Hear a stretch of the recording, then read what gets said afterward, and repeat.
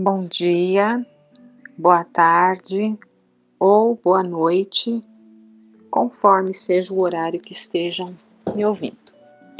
Dando sequência à série de palestras promovidas pela Casa de Fabiano, hoje nós vamos estudar aqui sobre a parábola dos talentos. Então, do capítulo 16 do Evangelho segundo o Espiritismo, Servir a Deus e a Mamon, temos aqui a parábola dos talentos. E o texto evangélico, ele narra da seguinte forma, Mateus narra a parábola dessa forma. Ele narra como que Jesus contava a parábola para eles, né? Narra para nós, né? Deixou escrito da forma como Jesus contava essa história para todos. Porque assim é como um homem que, ao ausentar-se para longe, chamou seus servos e lhes entregou seus bens. E deu a um 5 talentos, e a outro 2, e a outro deu 1. A cada um segundo a sua capacidade, isso é importante, a cada um segundo a sua capacidade. E logo partiu.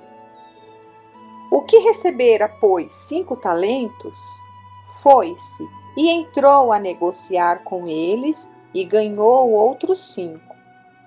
Da mesma sorte, também o que recebera 2, ganhou outros 2. Mas o que havia recebido 1, indo-se com ele, cavou na terra e escondeu ali o dinheiro do seu senhor. E passando muito tempo, veio o senhor daqueles servos e chamou-os às contas. E chegando-se a ele o que havia recebido os 5 talentos, apresentou-lhes outros 5 talentos, dizendo: Senhor, tu me entregaste 5 talentos. Eis aqui tem outros 5 mais que lucrei. Então quer dizer que 10, né? Seu senhor lhe disse: Muito bem, servo bom e fiel. Já que foste fiel nas coisas pequenas, dar-te-ei a intendência das grandes. Entra no gozo do teu senhor. Da mesma sorte, apresentou-se também o que havia recebido 2 talentos e disse: Senhor, tu me entregaste 2 talentos. Eis aqui tem outros 2 que ganhei com eles, então 4 talentos. Seu senhor lhe disse: Bem está, servo bom e fiel. Já que foste fiel nas coisas pequenas, dar-te-ei a intendência das grandes. Entra no gozo do teu senhor. E chegando também o que havia recebido 1 talento, disse: Senhor, sei que és homem de rija condição. Cegas onde não semeaste, e recolhes onde não espalhaste.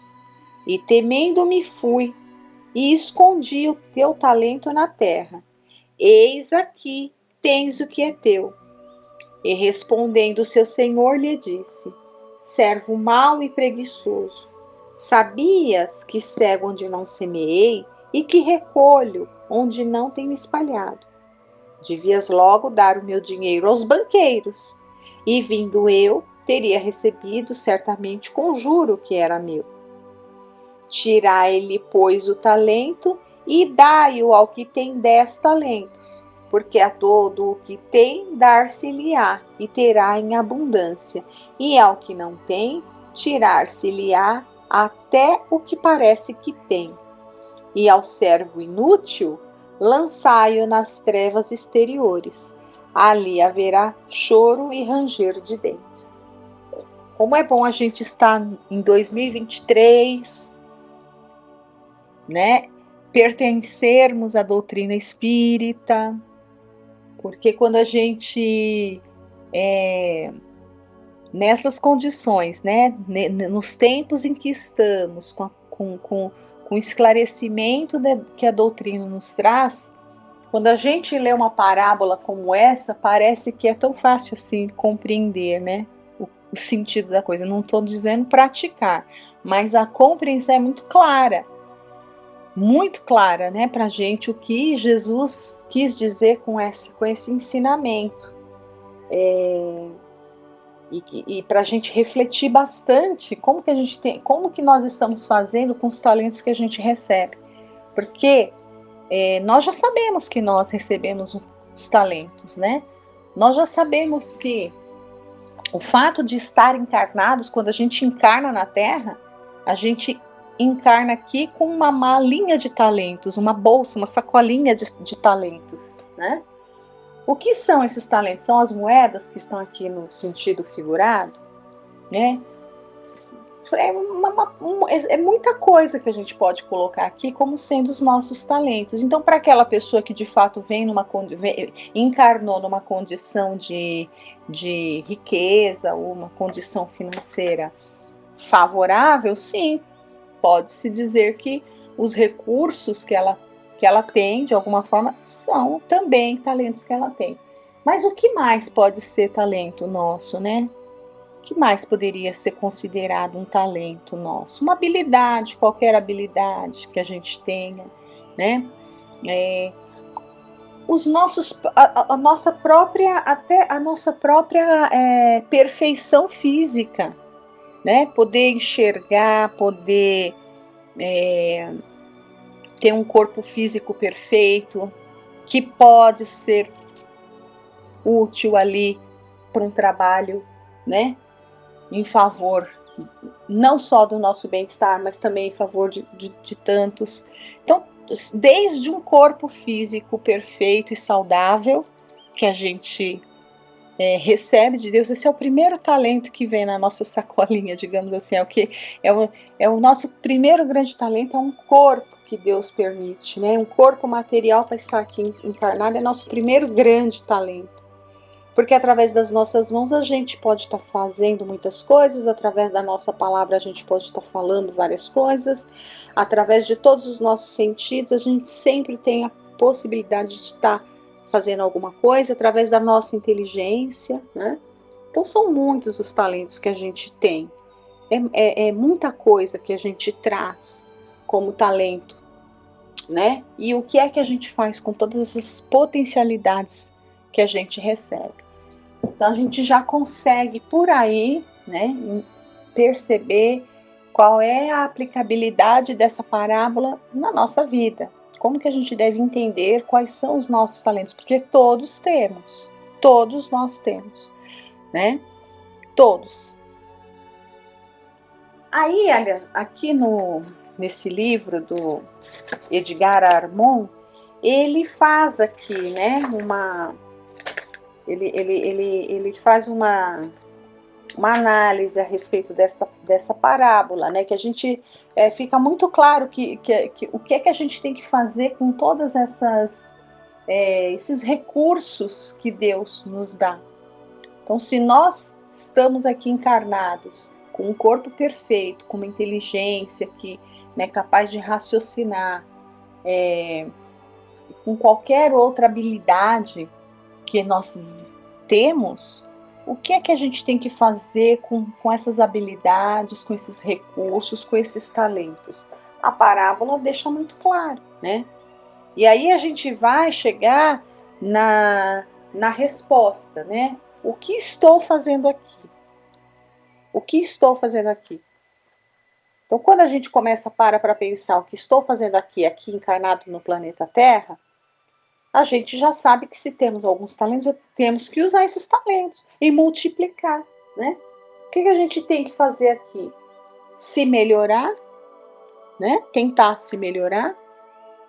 Viemos aqui para evoluir como espíritos eternos que somos e deixar esse mundo um lugar melhor para gerações que vão nos suceder. Essa é a nossa obrigação. E a gente vai fazer isso como? Usando os talentos que Deus nos deu. É nossa obrigação deixar o mundo um lugar melhor para gerações que vão nos suceder. E isso a gente só faz utilizando os talentos que a gente tem em favor de quantos, em favor a começar de nós mesmos e de quantos estejam à nossa volta. Né? Usar os nossos talentos em favor da nossa sociedade, em favor da nossa família, fazer o bem para quem vai ficar no nosso lugar, né? Para quem vai nos suceder, deixar o mundo um lugar melhor. Então, olha, o Senhor entrega os bens da criação necessários às nossas necessidades e experiências evolutivas. Cada um recebe o que precisa e jamais lhe é exigido esforço maior do que pode suportar, né? Então, Deus dá para nós tudo aquilo que Ele sabe que nós temos capacidade de dar conta, nada mais e nada menos, né? Desses bens, nos utilizamos de forma diferente, segundo a nossa maturidade espiritual. Lembra que a gente leu aqui na própria parábola, olha, como fala aqui, cada um, olha, deu a cada um segundo a sua capacidade. Está escrito assim na parábola, né?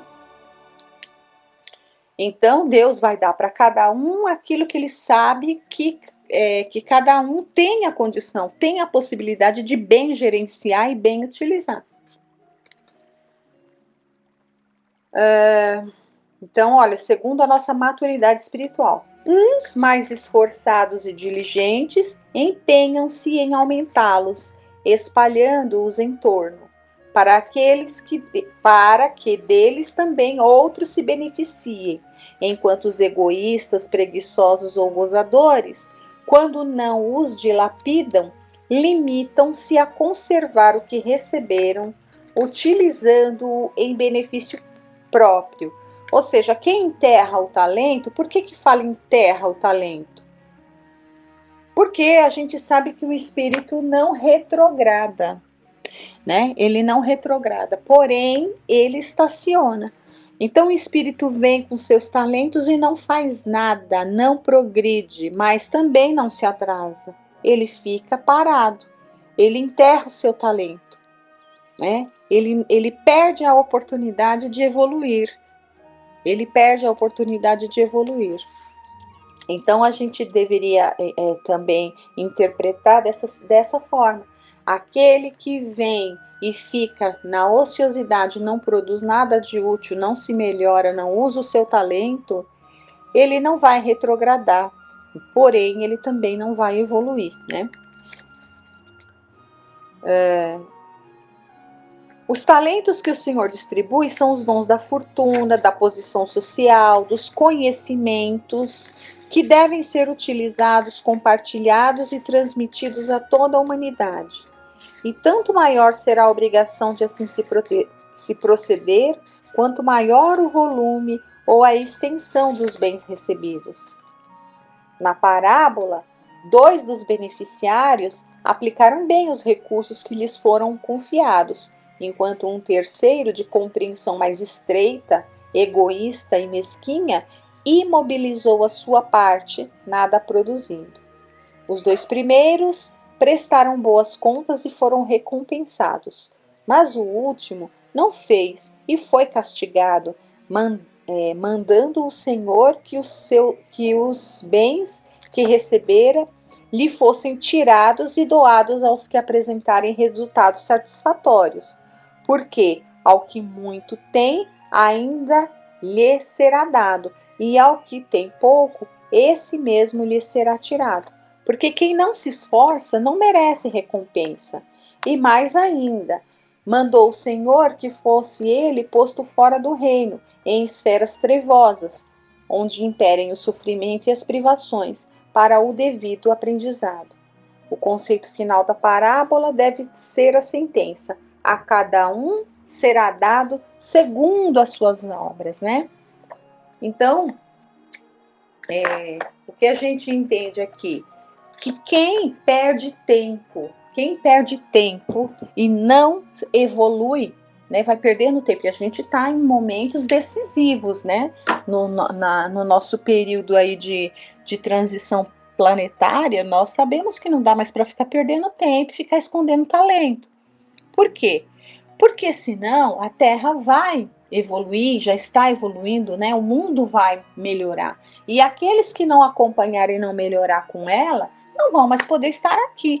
Então vai ser retirado esses talentos para poder ser repartido aqui entre aqueles que estão ali na mesma vibração e na mesma sintonia, E esses aí que foram ociosos e preguiçosos não vão poder ficar aqui, né? Vão ter que ser mandados ali para outros locais apropriados para começar a trabalhar tudo de novo ali, aprender a desenvolver e os seus talentos, né? E aqui para a gente encerrar, né? Tem um texto do Emmanuel, olha, tendo medo. Olha que interessante. Tendo medo, escondi na terra o teu talento. Então, muitas vezes, né, o medo como algo que nos é aquela emoção que nos aprisiona, impede o nosso crescimento, né? O medo, né? Então ficou com medo do Senhor e ficou com tanto medo do Senhor, pelo menos foi a desculpa que ele deu na parábola, né? Fiquei com medo que o Senhor é rígido e tudo mais, então achei melhor esconder o seu talento. Foi ali, aparentemente, pela história, foi uma desculpa, né? Mas muitas vezes a gente realmente deixa que o medo tome conta de nós e nos paralise, nos impedindo de progredir. Então vamos ver aqui o que o Emmanuel nos ensina a respeito dessa colocação, né? Na parábola dos talentos, o servo negligente atribui ao medo a causa do insucesso em que se infelicita. Recebera mais reduzidas possibilidades de ganho. Contar apenas com o talento e temer a lutar para valorizá-lo. Quanto aconteceu ao servidor invigilante da narrativa evangélica, há muitas pessoas que se acusam pobres de recursos para transitar no mundo como desejariam e recolhem-se à ociosidade alegando medo da ação.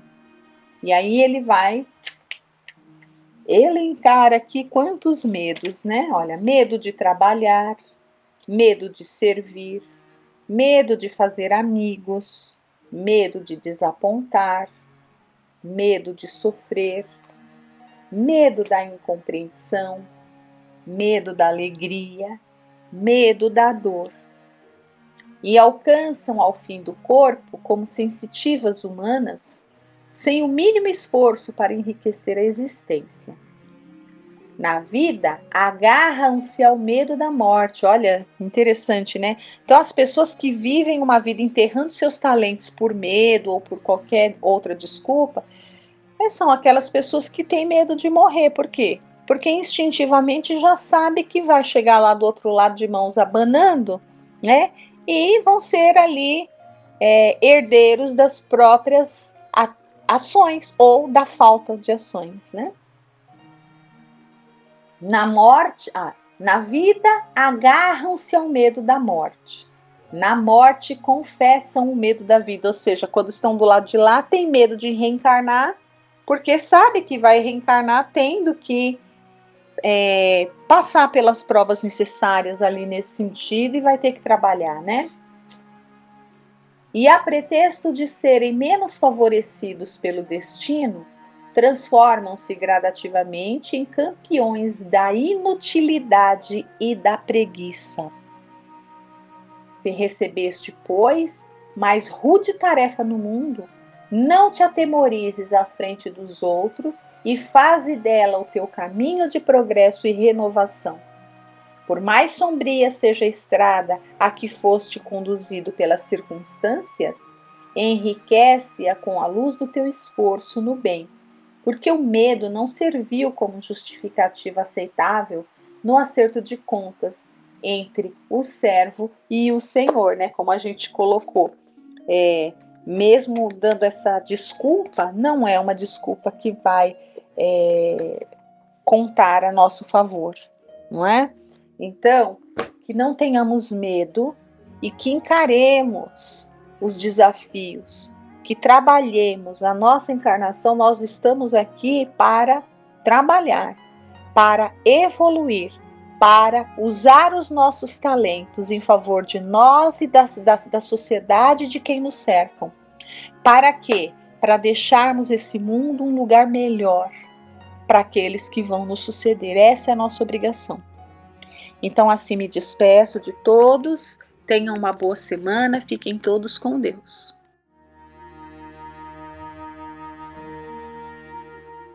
Boa noite a todos. Hoje nós vamos ver um texto do livro Em Torno do Mestre, ditado pelo espírito Irmão X, que é pseudônimo de Humberto de Campos, e a psicografia é de Francisco Cândido Xavier. E o texto é do capítulo 7 e o título é Consciência Espírita. Então, trata-se dos conhecimentos que temos como espírita, das responsabilidades que adquirimos por esses conhecimentos e as consequências após a vida. Quando estamos no plano espiritual, quais são as consequências do conhecimento e da prática que fizemos ou deixamos de praticar esses conhecimentos. Então, vou ler. Diz você que não compreende o motivo de tanta autocensura nas comunicações dos espíritas desencarnados. Fulano, que deixou a menor ficha de serviço, que deixou a melhor ficha de serviço, volta a escrever declarando que não agiu entre os homens como deveria. Cicrano, conhecido por elevado padrão de virtudes, regressa por vários médiuns a lastimar o tempo perdido. E você acentua depois de interessantes apontamentos. Abre aspas, tem-se a impressão de que os nossos confrades tornam do além atormentados por terríveis complexos de culpa. Como explicar esse fenômeno? Creia, meu caro, que nutro pessoalmente pelos espíritas a mais enternecida admiração, infatigáveis construtores do progresso, obreiros do cristianismo redivivo. Tanta liberdade, porém, receberam para a interpretação dos ensinamentos de Jesus, que sinceramente não conheço neste mundo pessoas de fé mais favorecidas de raciocínio ante os problemas da vida e do universo. Carregando largos cabedais de conhecimento, é justo guardem eles a preocupação de realizar muito e sempre mais a favor de tantos irmãos da terra detidos por ilusões e inibições no capítulo da crença. Conta-se que Allan Kardec, quando reunia os textos de que nasceria o Livro dos Espíritos, recolheu-se ao leito certa noite impressionado com um sonho de Lutero, de que tomara notícias. O grande reformador, em seu tempo, acalentava a convicção de haver estado no paraíso, colhendo informes em torno da felicidade celestial. Comovido, o codificador da doutrina espírita, durante o repouso, viu-se também fora do corpo, em singular desdobramento. Junto dele, identificou um enviado de planos sublimes que o transportou de chofre à nevoenta região, onde gemiam milhares de entidades em sofrimento estarrecedor. Soluços de aflição casavam-se a gritos de cólera, blasfêmias, seguiam-se a gargalhadas de loucura. Atônito, Kardec lembrou os tiranos da história e inquiriu espantado: jazem aqui os crucificadores de Jesus? E o espírito respondeu: nenhum deles, informou o guia solícito, conquanto responsáveis desconheciam na essência o mal que praticavam. O próprio mestre auxiliou-os a se desembaraçarem do remorso, conseguindo-lhes abençoadas reencarnações em que se resgataram perante a lei. E os imperadores romanos? De certo padecerão nestes sítios aqueles mesmos suplícios que impuseram à humanidade? E o espírito responde: nada disso. Homens da categoria de Tibério ou Calígula não possuíam a mínima noção de espiritualidade. Alguns deles, depois de estágios regenerativos na Terra, já se elevaram a esferas superiores, enquanto que outros se demoram até hoje internados no campo físico à beira da remissão. Eu já li em outros textos que existem espíritos que há mais de 1000 anos não reencarnam, né? Há mais de 200, 300, 500 anos sem reencarnar. Continuando, né? Kardec pergunta: acaso andarão presos nestes vales sombrios? Tornou o visitante: os algozes dos cristãos nos séculos primitivos do Evangelho? O espírito responde: de nenhum modo, replicou o lúcido acompanhante. Os carrascos dos seguidores de Jesus, nos dias apostólicos, eram homens e mulheres quase selvagens. Apesar das tintas de civilização que ostentavam, todos foram encaminhados à reencarnação para adquirirem instrução e entendimento. Então vejam que as consequências das situações que vivenciamos depende do nosso grau de entendimento. Aquele que não conhece muito, ele tem uma responsabilidade menor, porque não tinha conhecimento para saber escolher, né? Continuando, o codificador do Espiritismo pensou nos conquistadores da antiguidade, Átila, Aníbal, Alarico I, Gengis Khan.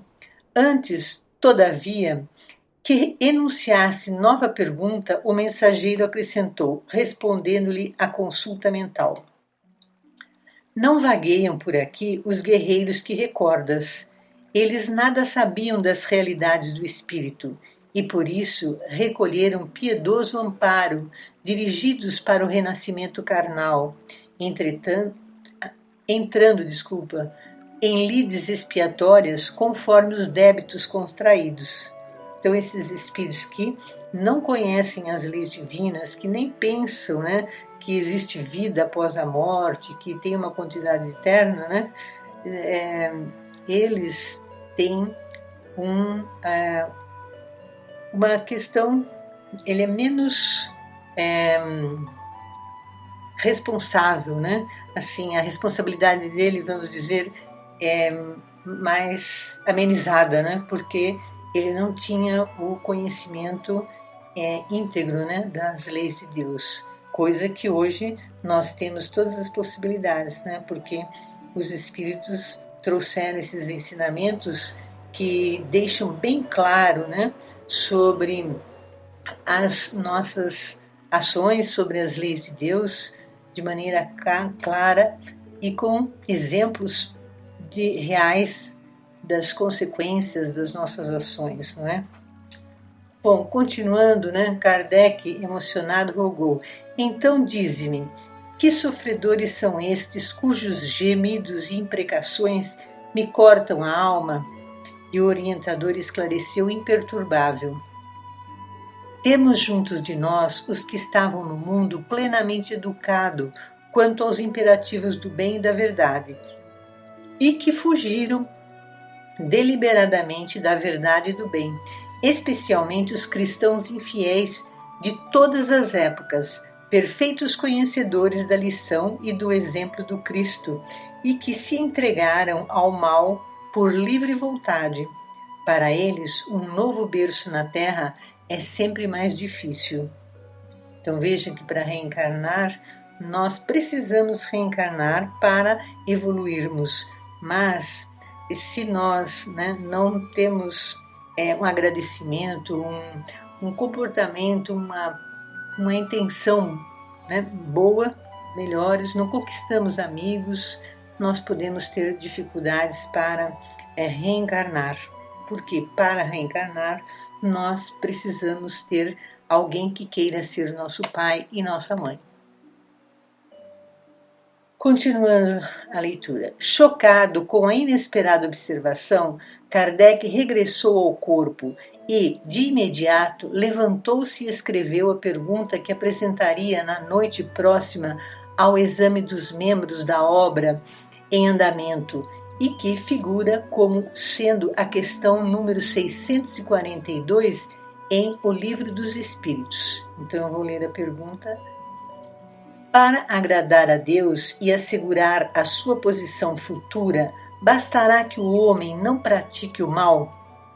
Quer dizer, Kardec está querendo saber se apenas não fazer o mal a ninguém, se isso é suficiente para ser uma pessoa de bem.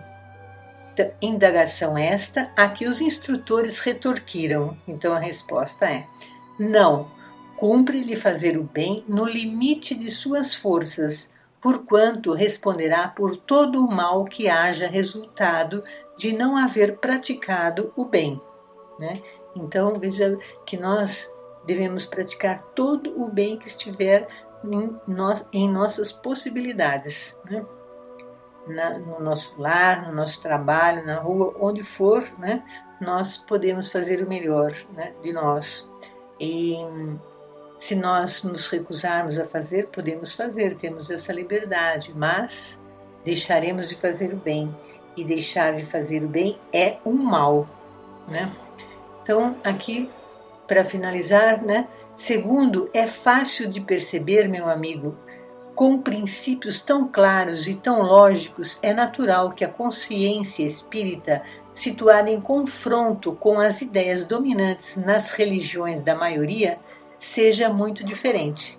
Então, o espírita tem uma consciência muito mais clara da importância da encarnação, da responsabilidade de cada um, e, portanto, ele assume, né, uma responsabilidade maior. E, portanto, as consequências também são mais, vamos dizer assim, mais, é de mais responsabilidade. A consequência pode ser mais difícil do que para outras pessoas que não têm esse conhecimento.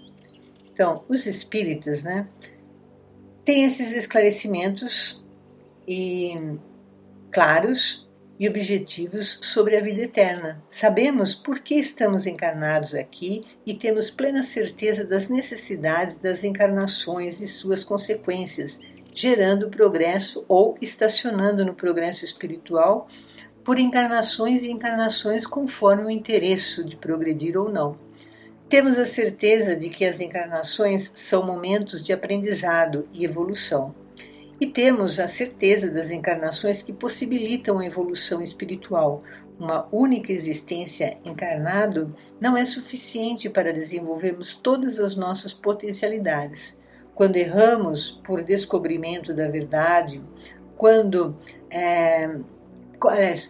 erramos por desconhecimento da verdade, quando não conhecemos as leis divinas, as consequências existem ainda, mas o espírito, reconhecendo seus erros diante da verdade, procura reparar o mais rápido possível seus débitos e não incide mais nos mesmos erros. É como ocorre com as crianças. No início da encarnação, ela não sabe andar, mas chega um tempo em que estará aprendendo a andar, e nessas tentativas ela cai várias vezes, mas ela continua tentando andar até que aprende e deixa de cair. Assim também ocorre conosco em nossa evolução espiritual.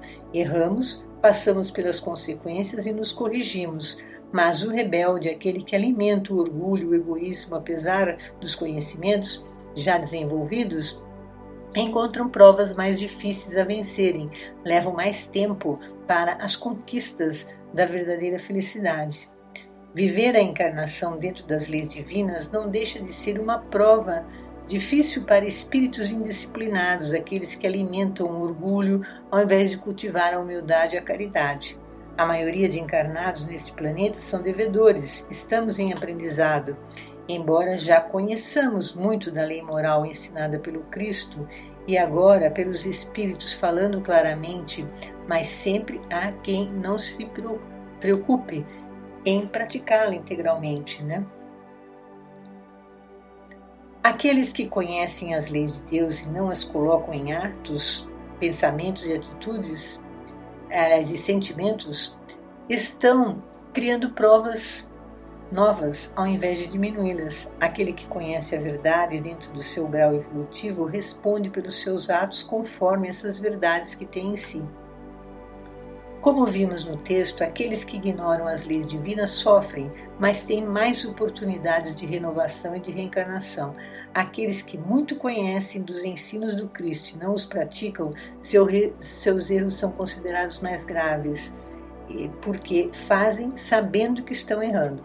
E o que Kardec viu e ouviu o espírito do esclarecedor no plano espiritual, nas horas de sono, o fez elaborar a pergunta que nós já lemos, né? Que é da questão 642 do Livro dos Espíritos, que para fazer o bem, temos que fazer o bem no limite das nossas forças, né? E que não basta não fazer o mal, é preciso fazer o bem. Então, deixar de fazer o bem quando se pode fazer o bem já é uma falta.